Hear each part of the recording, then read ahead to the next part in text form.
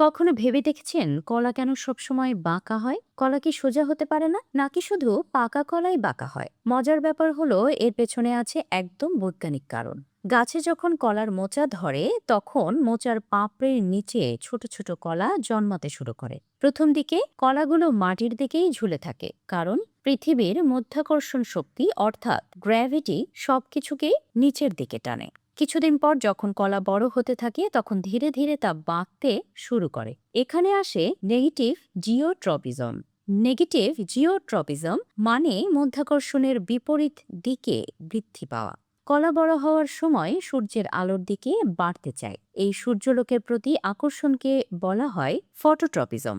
অর্থাৎ প্রথমে কলা নিচের দিকে ঝুলে থাকে, পরেই সূর্যের দিকে বাড়তে গিয়ে বাঁক নেয়। এটা অনেকটা সূর্যমুখী ফুলের মতো।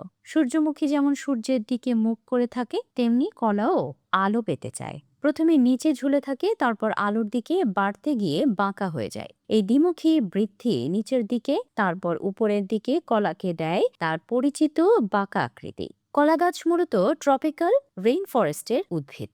ঘন জঙ্গলে অনেক গাছের নিচে থাকায় সূর্যের আলো কম পেত, তাই পরিবেশের সাথে মানিয়ে নিতে ফলগুলো আলোর দিকে বাড়তে শিখেছে। আজকাল খোলা জায়গায় চাষ হলেও এই প্রাকৃতিক প্রবণতা এখনো রয়ে গেছে।